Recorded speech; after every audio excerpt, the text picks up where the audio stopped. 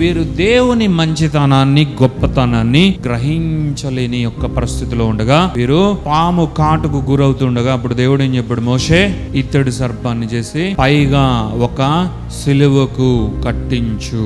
Who ever looks upon that snake shall live. ఎవరు ఏ సర్పముతో కాటు వేయించుకున్నా వారు నశించే స్థితిలో ఉంటే, ఈ ఇత్తడి సర్పాన్ని, ఈ శిలువ పైన వ్రేలాడుతున్న ఈ ఇత్తడి సర్పాన్ని చూస్తే చాలు వారు బ్రతికెదరు అని వాగ్దానాన్ని ఇచ్చాడు. వెంటనే మోషే ఇత్తడి సర్పాన్ని తయారు చేసి ఆడ నిలబెట్టాడు. అందరూ వచ్చి ఎవ్రీబడి హ్యాస్ నెల్ డౌన్. ఆ యొక్క ఇత్తడి సర్పం ముందు మోకరిల్లారు.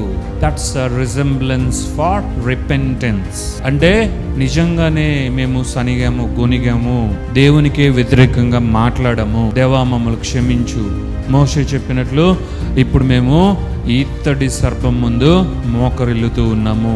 నీవు మమ్మల్ని బాగు చేస్తానన్నావు కదా, ఇదిగో మేము మోకరిల్లుతున్నాను. విలవిల్లాడుతూ అబ్బా అయ్యో అని అరుస్తూ వచ్చి మోకాళ్ళేసి అట్ట చూస్తున్నారు, బాగైపోతుంది వెళ్ళిపోతున్నారు, అలా చూస్తున్నారు, బాగైపోయింది వెళ్ళిపోతున్నారు. This bronze snake or silver snake or whatever this snake of metal is a resemblance for Jesus, who is been crucified, who is yet to come on the cross of Calvary in the future. Hallelujah. ఈ సర్పము నజరేయుడైన యేసుక్రీస్తుకు సాదృశ్యముగా ఉంది. ఇంకా ఆయన రాకముందే ఆయన మహిమ ఎంత గొప్పగా ఉందో చూడు. ఇంకా యేసుక్రీస్తు ఈ భూమి మీదకి అడుగు పెట్టకముందే ఆయన యొక్క ఉనికికి తగిన ఒక సాదృశ్యాన్ని మోషేకు దేవుడు చేయమని చెప్పాడు.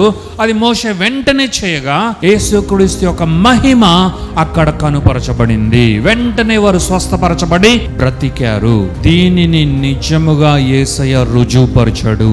ఇది ఇప్పుడు జస్ట్ ఫిజికల్ గా మాత్రమే ఉంది అరణ్యములో ప్రజలందరి ఎదుట. కానీ నిజమైన ఆత్మను, ఆత్మ సంబంధమైన ప్రయోజనమును, ఆశీర్వాదమును ప్రభు అయిన యేసుక్రీస్తు ఈ భూమి మీదకి తీసుకుని వచ్చాడు.